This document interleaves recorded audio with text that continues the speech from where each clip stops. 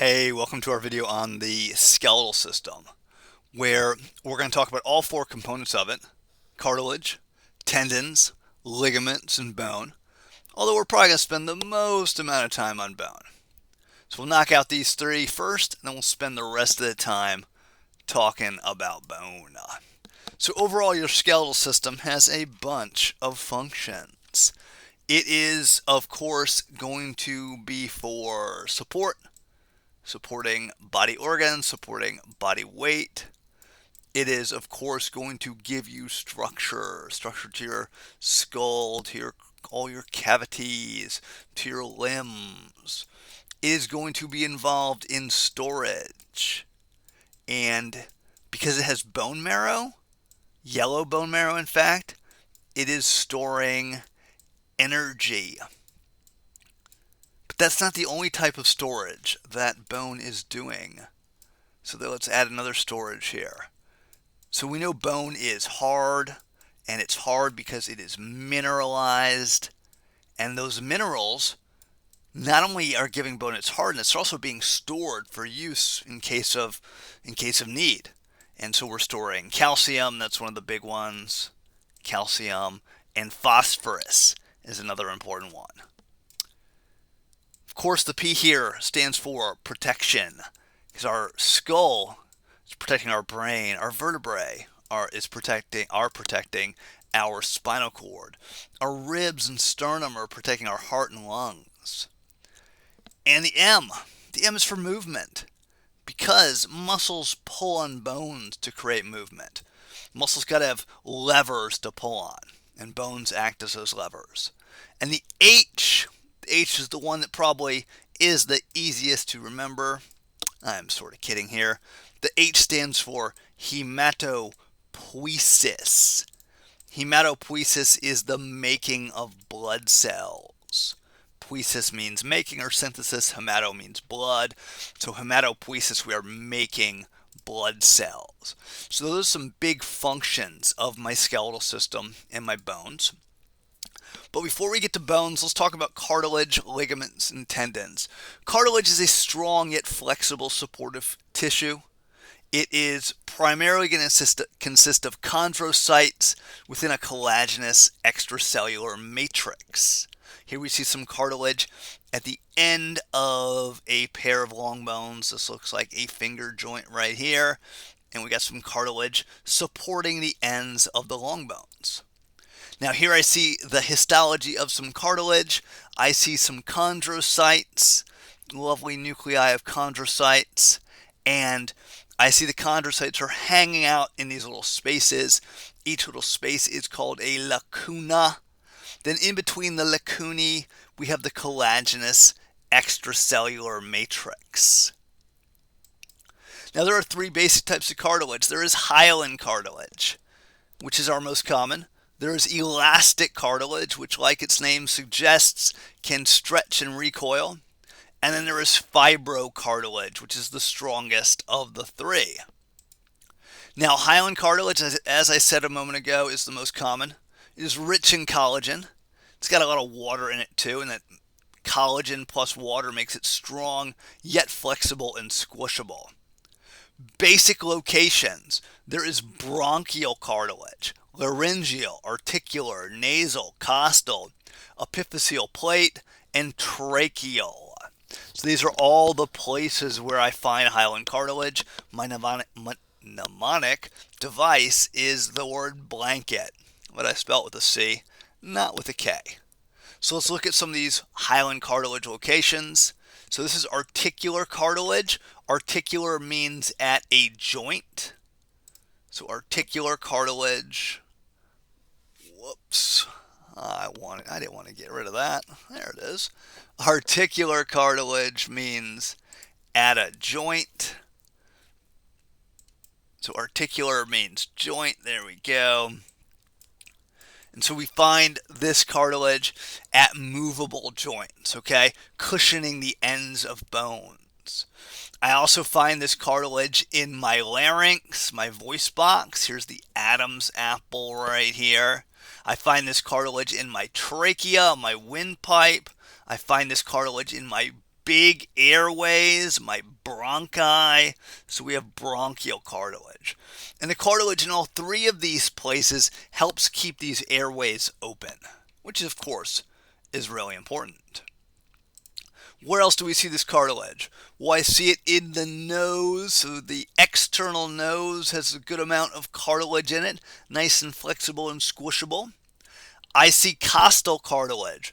The word costal means having to do with the ribs. And costal cartilage is joining the sternum to the ribs. So the brown stuff in this picture is the costal cartilage. Okay? All right, I want flexible cartilage there so I can, of course, take big, deep inspirations and expirations. Now, this is a child's bone here. This is a bone of a kid who is still growing in height. So this is a child's bone. And in a child's bone, a child's long bone, in fact, let's add the word long here. In a child's long bone, we're going to find a plate of cartilage running across the expanded end of the long bone. We know the expanded end of the long bone is called an epiphysis. So the cartilage in the epiphysis is the epiphyseal cartilage. It is called the epiphyseal plate. And this is actually the site of growth. This is the site of growth in length in a child's long bone. So, those are some great locations of hyaline cartilage. Let's zoom on and talk about elastic cartilage, which I see in the microscopic view down here. Notice how much darker it looks. The darkness is because of the abundance of elastic fibers. There's collagen fibers as well. Collagen makes it strong. Elastic fibers allow this tissue to stretch and recoil. To stretch and to recoil.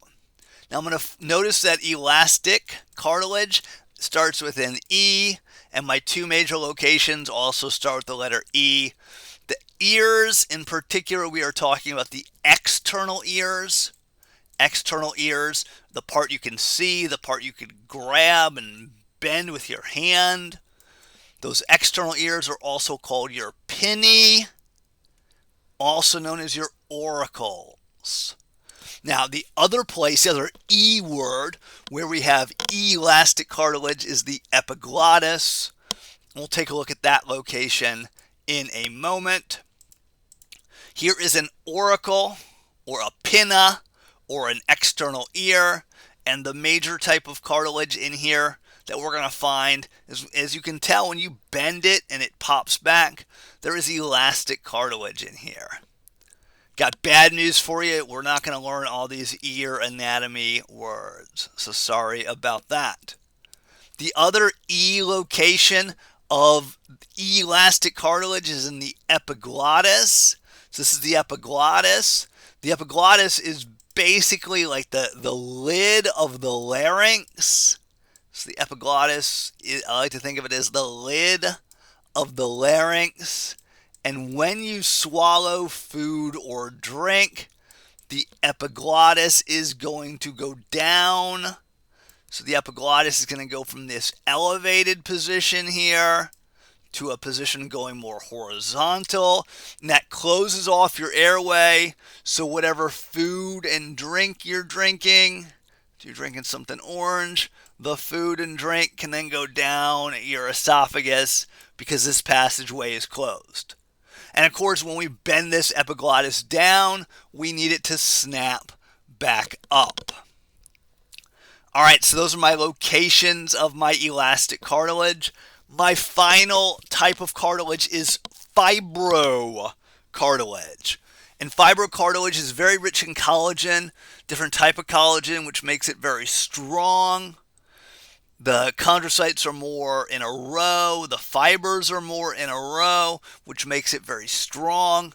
I'm going to find these in three places where strength is a necessity. I'm going to find fibrocartilage in my intervertebral discs, in my menisci, and the pubic symphysis. My mnemonic device for fibrocartilage is the word imp, which I guess is what this little guy is. He's an imp. Okay. Intervertebral discs are these pads of fibrocartilage between vertebrae, which are going to help support my weight, going to help support my vertebral column. So I find fibrocartilage in my intervertebral discs. I also find fibrocartilage between my femur. So here's the femur up here and my tibia down here. This, of course, is the knee joint. And I have two pads of fibrocartilage. Each is called a meniscus. It's this crescent-shaped pad in here, crescent-shaped pad. And my knee supports a lot of weight, so I need a strong cartilage there, and fibrocartilage fits that bill very nicely. The final place we've got fibrocartilage is in the pubic symphysis. The pubic symphysis is the anterior hip joint. So the pubic symphysis is the anterior hip joint. Anterior hip joint. So this is a hip bone right here. This is a hip bone right here. This anterior joint between the two hip bones, the left and right hip bone, is called the pubic symphysis. A lot of stress being put on that joint. Think about the weight of the upper body coming down here on this bone here, then that force transmitted out here. And so I got a nice strong joint here, and that is a pad of fibrocartilage. So those are my three locations of fibrocartilage, and in fact, that takes me through cartilage. Done with cartilage. Let's talk about tendons and ligaments. A tendon is a strong attachment linking a skeletal muscle to a bone. So here we have a skeletal muscle. Here we have a bone. That looks like the ulna right there. And this is the tendon linking the two of them. So when the muscle contracts, that contractile force is going to pull on the bone, allowing the bone to move. Tendons are made of dense, regular connective tissue. The word dense means there is a lot of collagen in it. The word regular means the collagen fibers are parallel. So in this case of this tendon, all the collagen fibers are going this direction here, and that makes it really strong in that one direction. Now, where we have fibers, we're going to have fibroblasts, and the fibroblasts in a tendon are often referred to as tenocytes, so tendon cells. So that's my tendons. Take a look at some ligaments now. So ligaments are going to be very strong attachments, but they are linking bones to bones, thus stabilizing your joints, stabilizing your skeleton. I see a knee joint here, got some cruciate ligaments running within it, forming an X inside it, anterior and posterior cruciate ligaments. I got a collateral ligament on each side, and all of these ligaments are very strong because they are dense, regular connective tissue, parallel bands of collagen fibers with fibroblasts stuck in between. Let's look at some histology. I'm just going to show you one histo picture because tendons and ligaments are basically identical under the microscope. But this is the histology of a tendon or a ligament. I see all these collagen fibers. They are going like in this direction. They're all parallel, making it really strong in that direction. I see some nice fibroblasts as well. So that is it for my tendons and my ligaments, and we are now ready to talk about bone, which is a strong, rigid, supportive structure. And bone is primarily made of osteocytes in a calcified collagenous extracellular matrix. So here we see some bone tissue under the microscope. I see these little osteocytes. Blue arrow here is on an osteocyte. They are hanging out in their own lacunae. and then the matrix between them is going to be calcified. That makes it nice and hard, as well as collagenous, which gives it tensile strength. So you got some nice bone matrix with its osteocytes hanging out within. Now, osteocytes, as I said a moment ago, hang out in little spaces in the extracellular matrix. Those spaces are called lacunae. And if we look at an osteocyte, we see it has many things that stick out, many processes, and these processes extend through tiny passageways in the matrix. And those tiny passageways are called canaliculi. And osteocytes, they are busy. They are mechanosensors, which means they are always monitoring, measuring bone stress, and they're going to communicate with each other, and they're going to control the activity of my bone-making cells, which are my osteoblasts, as well as my bone-breaking cells, which are my osteoclasts. All right. Here I see some osteocytes. Let's put an arrow on an osteocyte. There's an osteocyte right there. An osteocyte right there. Plenty of osteocytes. The spaces in which they are residing would be a lacuna. And I can see these little lines here. These little lines are actually linking lacunae. They don't always touch in the way it's been sliced, but they do connect.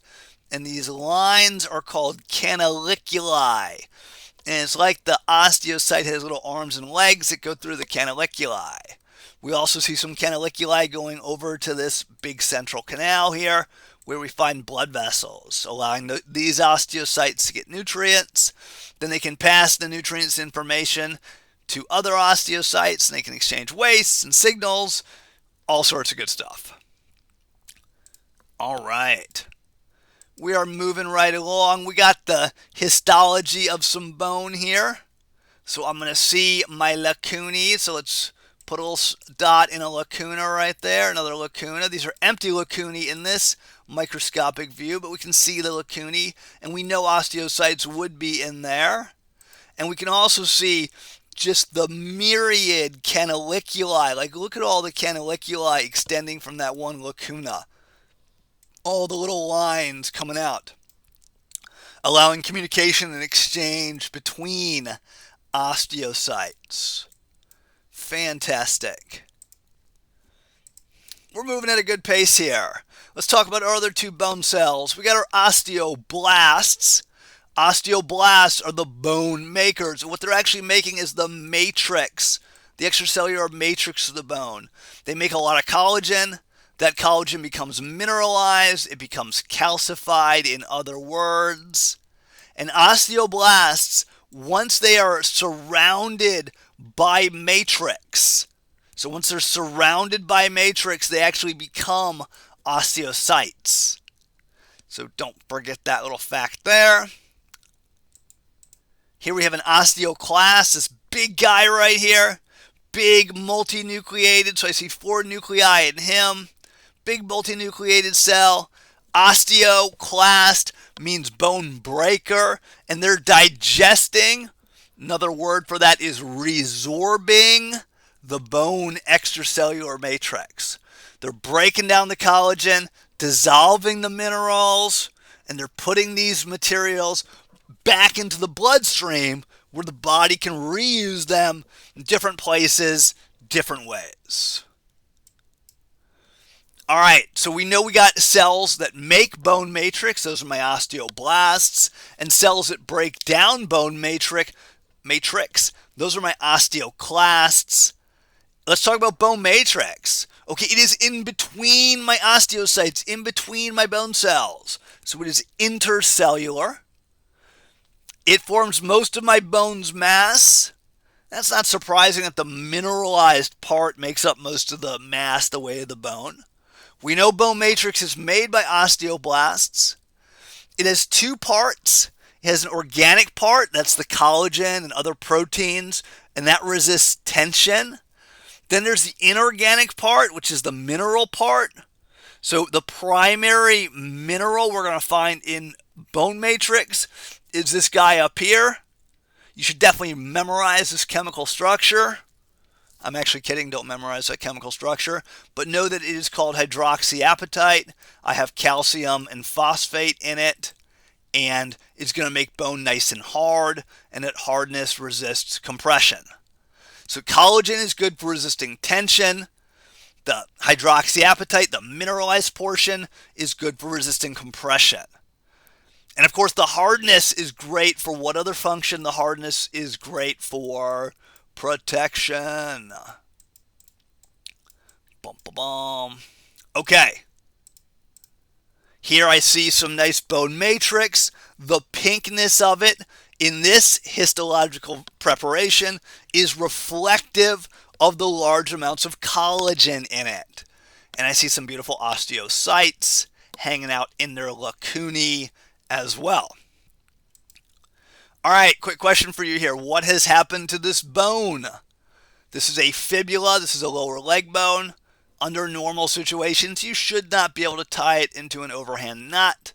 So one of these two things has happened to this bone. What is it?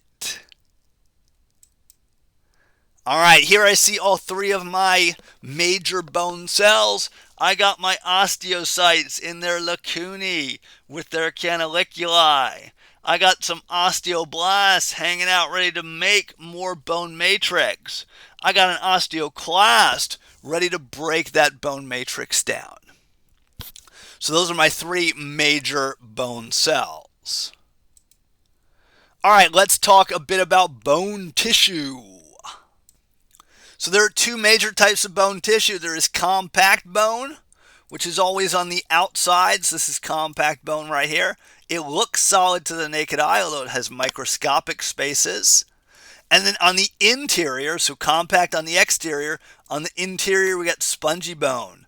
Like its name suggests, spongy bone has lots of spaces in it, but it also has bone, and the little bits of bone, which we'll zoom in on, you can see kind of like the lattice work of bone in here, the honeycombing of bone.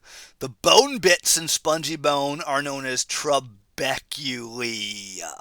which means little ridges, little beams, perhaps. All right, so let's take a look at some compact bone. I got compact bone out here on the outside. I got spongy bone on the inside. Notice spongy bone has spaces as well as bony interconnecting ridges, and these are my trabeculae. Now, whether we're in compact bone or spongy bone, we're going to find osteocytes sitting in lacunae with canaliculi and surrounding matrix made by the osteoblasts and broken down by the osteoclasts. So I find all the normal bone components in both compact and spongy bone. And by the way, because spongy bone contains these trabeculae, spongy bone is sometimes called trabecular bone. Because spongy bone is so holy, it is sometimes called cancellous bone. Don't you love it in anatomy class? And we have multiple names for the same things. All right, let's look at some more. Here I got a parietal bone of the skull on this left-hand side over here. And I see compact bone on the inside here and compact bone on the outside, like a sandwich. So exterior of the bone here. And then in the interior we got spongy bone. And we're zooming in on the spongy bone, and we got space plus these bony bits are called trabeculae. The space is going to be occupied by marrow. And spongy bone, depending on where it is, often has red bone marrow, but it can have some yellow bone marrow as well. And we'll review those two types of marrow in a moment. By the way, what's great about spongy bone? It's two things really. Spongy bone has space for marrow, plus spongy bone is also going to be lighter. So we think about birds, and they're going to have very spongy-ish bone, which lets their bones be light. which is good for letting them fly. All right. Let's talk about bone surfaces and a pair of membranes. The exterior of my bone, so the outside of the bone, is going to be covered. The outside of the bone is going to be covered by a membrane called the periosteum. Peri means around, osteum means bone. The interior is going to be covered by a membrane called the endosteum. Endo means inside or within, and osteum means bone. So let's look at both of these. There we go. So this is some compact bone here. This is the outside, space outside the bone. So this is the periosteum here. Notice how the periosteum has two distinct layers to it. It has an outer layer, which is called the fibrous layer. Notice how they made it pink in the picture to reflect the abundance of collagen, hence fibrous, and it is dense, irregular. So dense meaning that there's a lot of collagen, irregular meaning the collagen is going in many different directions. So that makes it really strong, which makes sense because this is the layer to which ligaments and tendons are going to attach. Now the deeper layer, which we see right here, this is the deeper layer, and they kind of like peeled it back here. That deeper layer is called the osteogenic layer. Osteo meaning bone, genic meaning creating. So this is the bone creating layer. And with a name like that, it is no surprise, there we go, no surprise that the major cell type is the osteoblast. So lots of osteoblasts in here. Now this periosteum is anchored to the compact bone by these bundles of collagen here, and these collagenous bundles are known as perforating fibers. So that is my periosteum. Endosteum is going to line all the internal spaces of the bone. So like lining the spongy spaces, lining the medullary cavity. In my long bone here, I'm going to find endosteum. And here is the medullary cavity. Here's some spongy bone bits with space around them. Some spongy bone right here. And so this is the endosteum, this collection of cells right here. I'm going to find connective tissue fibers, but a much more loose arrangement of them. I'm also going to find osteoblasts and osteoclasts in this membrane. And so I'm going to find it in any interior space, whether that's the big cavity in a long bone, which is the medullary cavity, the spongy spaces in all bones, as well as central and perforating canals, which if you remember we have in long bones, and we'll hit those in a moment. Maybe in this video. I don't know. Not sure how long I'm going to make this video. What is your preferred video length? Is it a half hour? Is it an hour? Is it 3 hours? What you like? Let me know. All right. If it's 3 hours, you're out of luck. No way we're going to do a 3-hour video. Okay, new topic we're pivoting to, and we were still talking about bone, but just pivoting to the 4 basic types of bone. There are long bones, short bones, flat bones, and irregular bones. Long bones have a much greater length than width. So like the quintessential example of a long bone is the femur. The femur is a great long bone, very long, much longer than it is wide. In fact, all your appendage bones, except for the wrist bones, which are known as the carpals, and except for the ankle bones, which are known as the tarsals, and also your kneecaps, they're an exception as well. But all your other appendage bones, so your limb bones, so we're talking arms, we're talking legs, all your other ones are going to be long bones. And that's about 88 long bones that we've got in our 4 limbs. Long bones are great for the limbs because they are great levers for movement. They let us maximize the force we can produce, the length of the motions we can create. So those are my long bones. And by the way, notice that some long bones are actually counterintuitively, oxymoronically kind of small, like our distal finger bones. They're tiny, right? Look at those distal finger bones. Distal toe bones. Distal toe bones. So small. But they are also long bones because it is all about that length to width ratio. All right, let's do the other types of bones, then we'll call it quits. Short bones. Well, those are the ones that I just mentioned. The carpals in the wrist. There are 8 carpal bones in the wrist. There are 7 tarsal bones in the ankle. And these are all short bones. Short bones are often described in books as roughly cuboidal. And I think the emphasis there is on the word roughly. So these are short bones. I've got 30 short bones overall. 16 in my wrists, 14 in my ankles. And so they're found nowhere else. Having all these little bones in the wrist and the ankle is good for lots of movements, right? Think about the way your wrist can move in so many different directions. All right.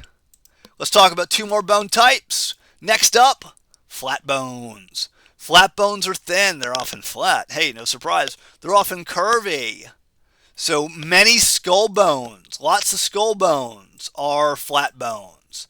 So think about the frontal bone. Think about the parietal bones. Think about the occipital bone. But other bones, especially torso bones, are flat bones. The scapula, the sternum, ribs. Now, all of these bones, they have a common functional link. Flat bones are very much involved in protection.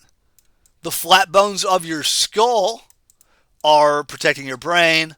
Flat bones in your thorax are protecting your lungs and your heart. So those are my flat bones.